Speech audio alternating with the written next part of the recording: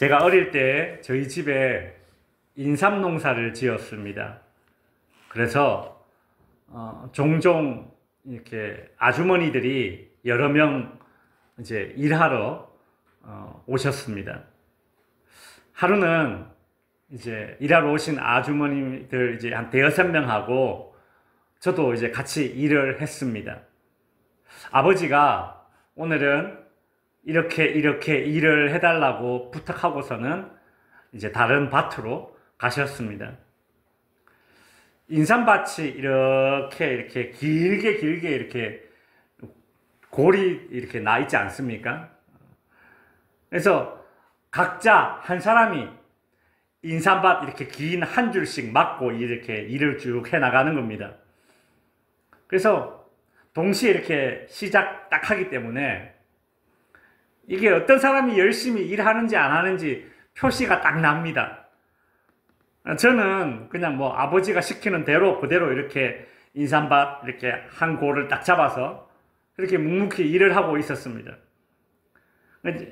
그날 일하러 오신 이 대여섯 명의 아주머님들 가운데 두 분이 저보다 이제 앞서서 가시면서 그렇게 일을 했고, 나머지 한 세네 명 아주머님들은 저보다 뒤에서 이렇게 일을 하다가 앉아서 저희가 일을 했는데, 일을 하다가 잡담하다가 세워라 내워라 그렇게 이제 일을 하고 계십니다. 제가 그때 이제 초등학생이었는데, 국민학교 이제 어린 학생인데, 여러분 뭐 초등학생 남자애가 일을 해봤자 손이 뭐 얼마나 빠르겠습니까? 솔직히 안 그렇습니까? 근데 저보다 더 늦게 오시는 거예요. 그러면서 저보다 앞에 이렇게 쭉 일하고 가시는 그 아주머님들을 향해서 뒤에서 계속 그런 말씀하세요. 좀 천천히 가라고, 천천히 가라고. 누가 뭐 잡아먹나, 호랭이가 따라오나, 뭐 이러면서 막 온갖 말들을 하면서 이제 앞에 계신 두 분 아주머니에게 천천히 가라, 이제 그렇게 이야기를 합니다.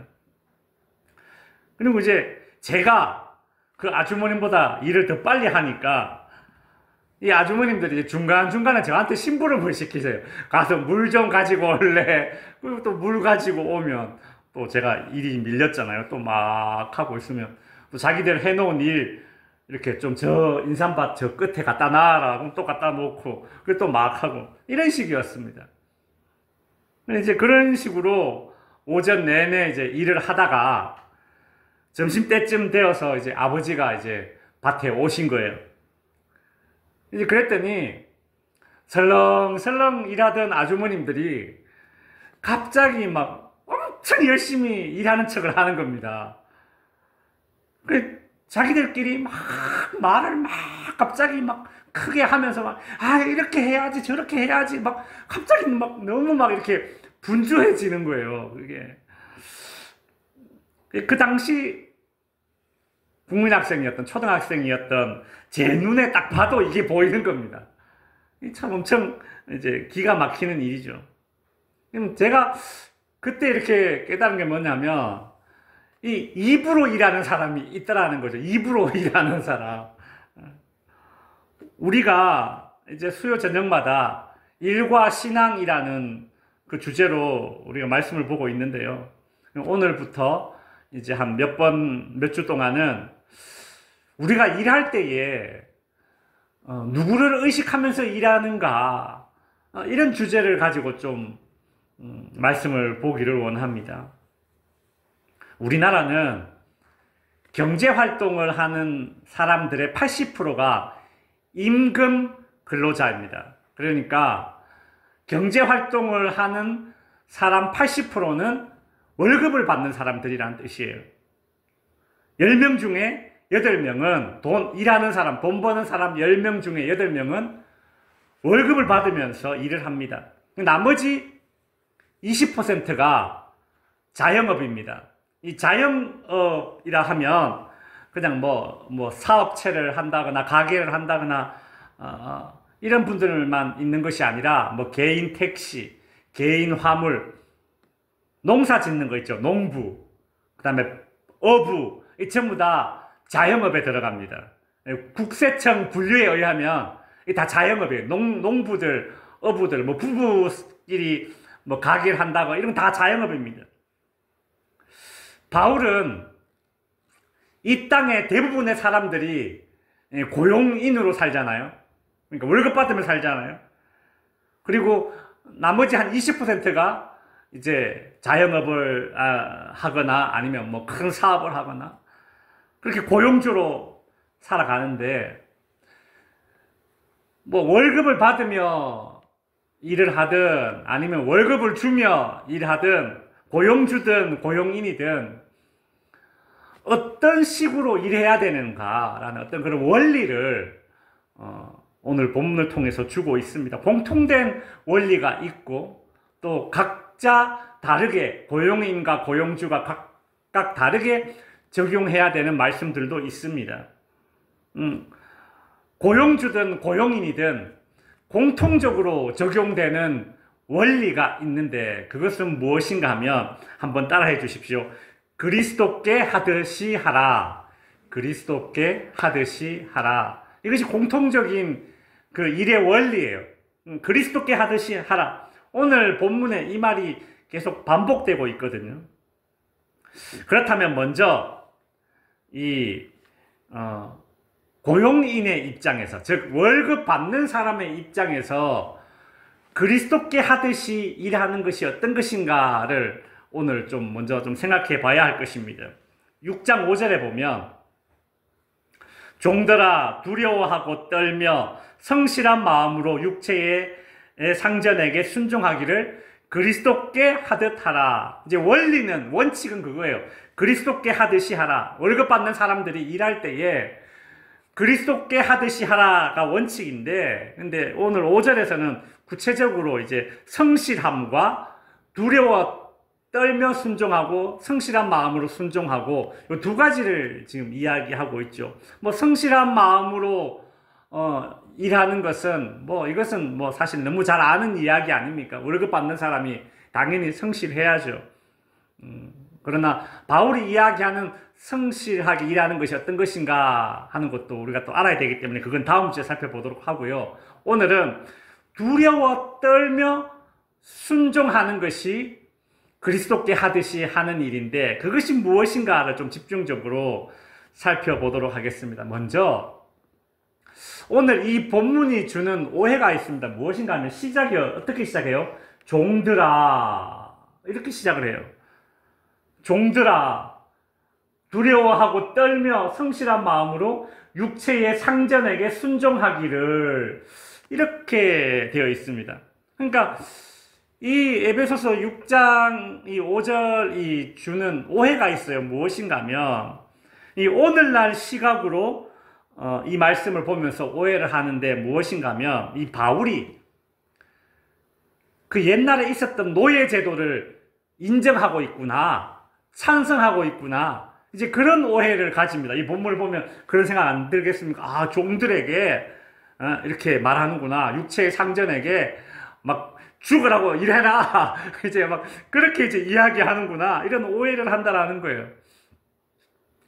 그러나 이것은 유대인들의 그 종의 개념과 그리고 이후 시간이 흘러서 이제 그 유럽인들이 혹은 고대 사람들이 아프리카 흑인들을 끌어다가 노예로 삼고 하는 이런 그 전쟁 포로와 아프리카 노예들과 그 다음에 이 바울이 이야기하는 유대인들 개념의 종과 구별하지 못하기 때문입니다. 이 노예란 무엇입니까? 말 그대로 한 국가와 국가, 부족과 부족 간의 전쟁이 벌어져서 패한 나라의 부족, 나라와 부족, 그 사람들이 전쟁 포로로 끌려가면 노예가 되죠. 그죠? 또 아까 말씀드렸듯이 그 유럽의 여러 나라들이 아프리카 식민지로 삼고 흑인들을 끌어다가 노예로 부렸지 않습니까? 이게 노예예요. 노예. 그러나 바울이 여기서 이야기하는 종, 유대인들이 가지고 있는 이 종의 개념은 노예 개념이 아닙니다. 여기서 이야기하는 종은 자발적으로 경제 활동을 하기 위해서 종이 된 사람들입니다. 노예라는 것은 내 의지와 상관없이 강제로 붙들려 가서 일을 하게 되는 것이 노예죠. 그럼 유대인들 개념에서 종은 무엇인가 하면, 그리고 이 당시에는 하루 먹고 사는 게 아주 중요한 일이었습니다. 지금이야 뭐 그렇지 않지만 고대 사회는 그랬어요. 그러니까 이러한 시대에 유대인들은 가세가 기울거나 먹고 살 형편이 되지 않으면 어떻게 됩니까? 이제 스스로 어떤 부잣집의 종이 되는 거예요. 그래서 계약 기간을 정하고 얼마의 급여를 받으면서 일종의 경제 활동을 하는 겁니다. 그 가정에 매여서 이제 경제 활동을 하는 거죠. 그러니까 이제 오늘날로 치면 뭐 고용인, 직장인이라고 볼 수 있습니다. 자, 그렇다면 우리는 그리스도인들 아닙니까? 그리스도인으로서 다른 사람에게 월급을 받고 일하는 사람들, 즉 우리 고용인들은 그죠? 어떤 자세로 일해야 될까? 경제 활동하는 사람 80%가 월급 받는 사람이라고 하니, 그죠? 대부분의 사람들이, 그리스도인들 가운데 대부분이 사실은 뭐 사장도 있겠지만 월급을 받는 사람들 대부분이잖아요. 어떤 일의 원칙을 가지고 우리가 일해야 되는가? 바울은 종들아 두려워하고 떨며라고 떨며 순종해라, 그렇게 이제 말하고 있습니다. 두려워하고 떨며 육체의 상전에게 순종하라 라고 하면 이 두려워하고 떠는 거, 이거 어떤 공포감을 떠올립니다. 정말 무서워서 벌벌 떠는 거 있죠. 이건 공포감이에요. 북한 사람들이 김정은과 공산당에게 두려워서 뭐 아무 말 못하고 시키는 대로 하듯이 벌벌 떠는 거, 이것이 두려워 떠는 겁니다. 근데 오늘 본문에서 바울이 두려워 떨며 순종하라 라는 이 말은 그런 공포감이 아닙니다. 여러분, 성경을 읽다 보면 성경 곳곳에서 하나님을 두려워하라 라는 말이 나옵니다. 이 두려워하라 라는 말을 또 다른 표현으로는 경외하라, 그렇게도 번역할 수 있습니다. 그러니까 즉 영어로 하면 respect, 뭐예요? 존중하고 존경하라, 그 뜻입니다. 바울은 월급을 받는 사람이 월급을 주는 사람을 리스펙트해라, 즉 존중하고 존경해라, 그것이 그리스도께 하듯 일하는 것이다, 그리 말하고 있는 것입니다. 여러분, 월급 받는 사람은 월급 주는 사람을 리스펙트 해야 됩니다. 요즘 이제 리스펙트 되게 많이 젊은이들 사용하잖아요. 그 뜻이 뭐예요? 존중하고 존경해야 된다는 겁니다. 좀 더 구체적으로 우리가 그냥 뭐 이렇게 흔히 쓰는 말로 월급 받는 사람은 월급 주는 사람을 높이 평가해야 된다라는 것이죠. 우리가 한 직장에서 3, 4년쯤 이렇게 되면 일이 이제 많이 익숙해집니다. 그리고 한 직장에 한 10년쯤 이렇게 일하게 되면 일의 이 전체 이 공정이, 과정이 이제 보여요. 큰 눈이 열리는 것입니다. 근데 이쯤 되면 또 자주 하게 되는 말이 있습니다. 뭐냐면, 근데 말이지, 우리 사장님이 왜 일을 그렇게 하는지 모르겠어. 이런 말을 자주 하게 됩니다. 그리고 또 착각을 해요. 내가 사장이 되면 지금보다 훨씬 더 이 회사를 잘 운영할 수 있을 것이다, 그런 생각을 합니다. 근데 그렇게 말하는 사람 치고 열의 9은 실제 그렇지 않습니다. 여러분, 자기에게 월급을 주는 사람을 자기보다 못한 사람으로 여긴다면 결국은 나만 손해입니다. 왜 그런 줄 아십니까? 결국 나는 나보다 이 못하게 여기는 그 사람에게 월급을 받고 있으니까 내가 말은 그렇게 잘할 수 있을 것처럼 이야기하고 잘난 척하지만 결과적으로 나는 나보다 못하게 여기는 그 사람에게 내가 월급을 받으니 나 스스로의 가치를 내가 떨어뜨리는 것입니다. 직장인들이 스트레스를 뭐로 풉니까? 술 마시면서 상사 이 뒷담화하면서 이렇게 스트레스를 푼다고 하죠. 근데 오늘날 이 한국 사회는 단순히 이제 술자리에서 뒷담화하는 그런 수준이 아니라 자기보다 높은 위치에 있는 사람에 대한 리스펙이, 즉 존경이 사라진 그런 시대가 되어버렸습니다. 전에 있던 교회에서 이제 현대 대기업 아닙니까?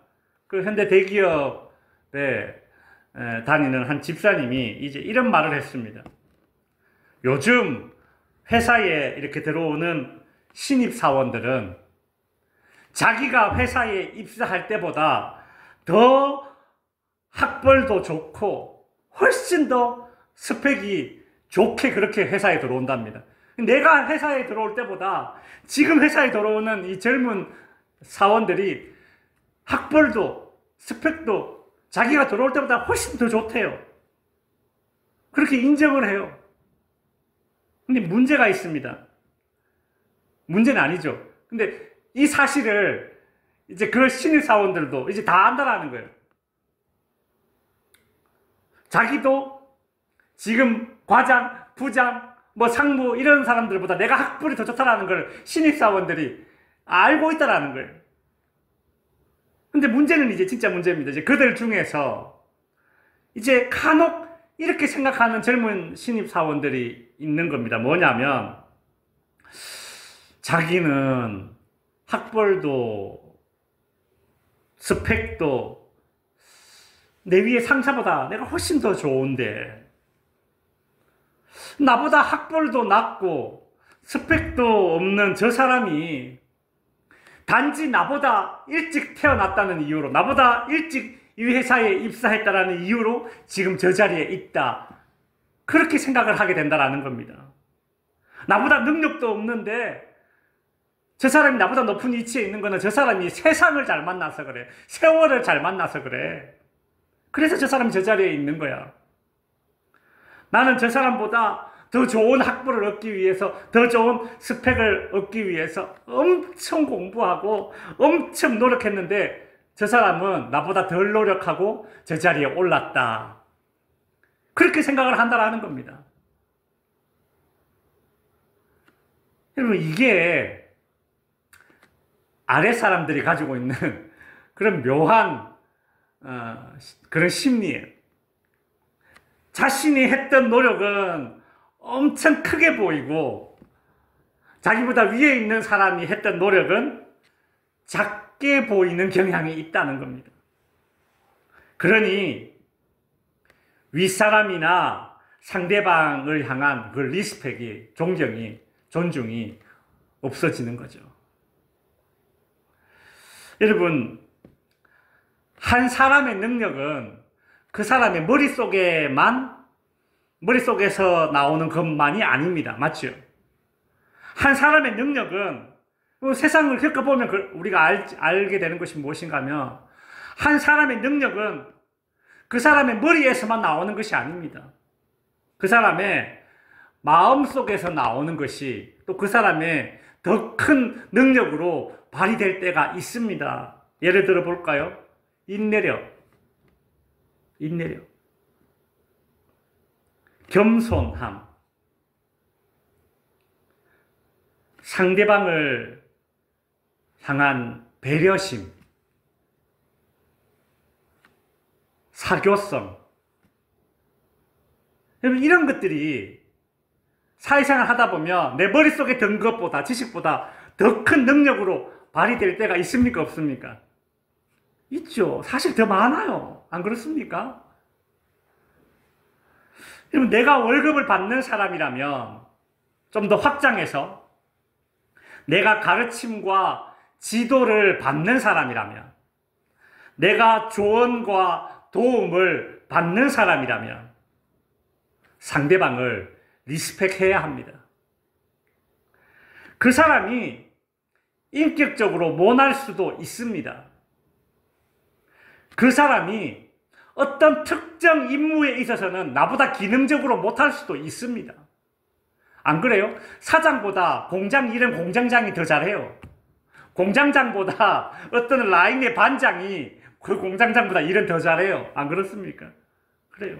그러나 나에게 월급을 주는 사람, 나에게 가르침과 지도를 주는 사람, 나에게 조언과 도움을 주는 사람이라면 우리는 마땅히 존중해야 합니다. 인정해야 합니다. 높이 평가해야 합니다. 이런 사람이 잘 됩니다. 이런 사람이 주님께도 상을 받습니다. 오늘 본문 8절에 보면 이렇게 말하고 있습니다.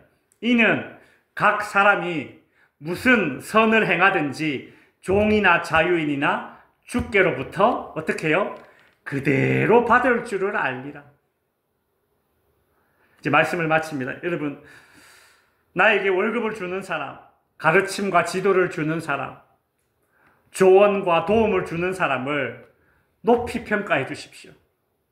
그러면 내가 상대방을 높이 평가해 주면 내가 그대로 돌려받습니다.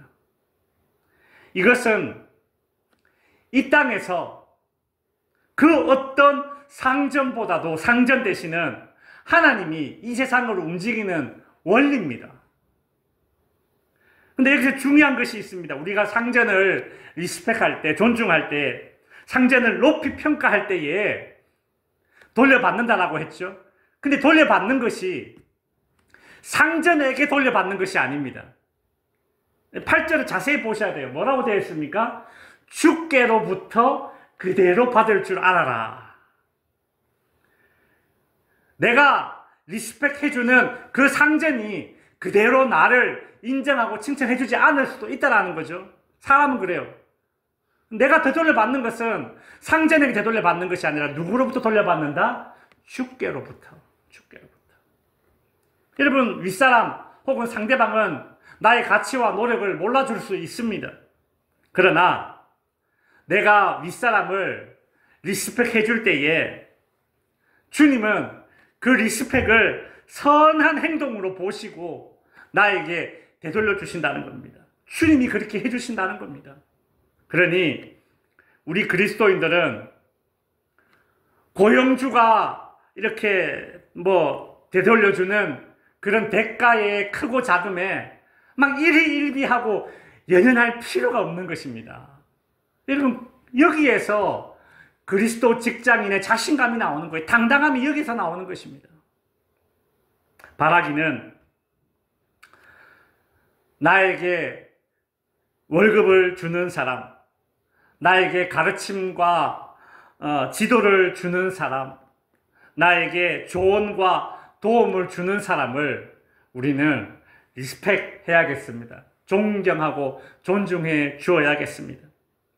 그 존경과 존중이 나에게 그 주인을 통해서, 상전을 통해서 되돌려 오지 않는다 하더라도, 그러나 내가 그 사람을 리스펙할 때에 하나님께서, 우리 주님께서 그것을 선한 행동으로 보시고 우리 주님께서 우리에게 직접적인 상으로 갚아 주실 줄로 믿습니다. 기도하겠습니다. 하늘에 계신 우리 아버지,